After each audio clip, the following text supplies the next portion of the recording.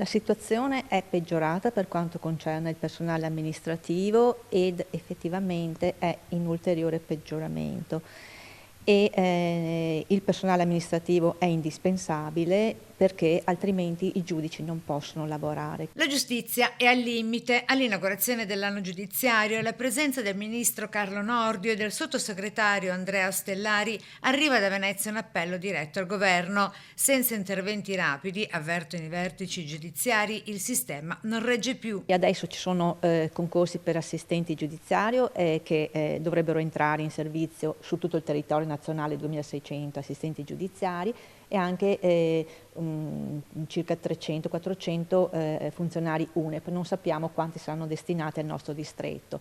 Per gli AUPP speriamo che vengano mantenuti almeno parte degli AUPP di cui disponiamo, che vengano stabilizzati, perché questo sarebbe importante, perché conoscono già gli uffici, conoscono il territorio. Nei tribunali e nelle procure del distretto le scoperture di magistrati e personale superano il 20%, mentre gli arretrati crescono sia nel penale che nel civile. I tempi dei processi si allungano e il rischio paralisi è concreto. Il grido d'allarme non a caso da Venezia, maglia nera, anzi nerissima, proprio per quanto attiene al tempo di durata dei processi. Al Tribunale di Venezia addirittura del 240%. È aumentato, sì. Segue, ma molto sotto, il capoluogo berico. A Vicenza è aumentato del 4%, mentre Padova lo ha ridotto del 7%, Treviso del 16%. Obiettivo raggiunto invece negli altri capoluoghi provinciali. Questo è stato raggiunto in Corte d'Appello dai tribunali di Belluno, Rovigo e Verona. E sulla giustizia al voto, con anche i veneti chiamati a decidere con il referendum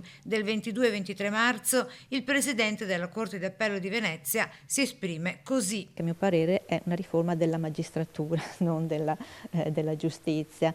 Il problema, a mio parere, la criticità non riguarda tanto la separazione delle carriere tra magistratura requirente e magistratura giudicante, perché effettivamente i dati a disposizione dimostrano che i passaggi dall'una all'altra carriera sono assolutamente in diminuzione.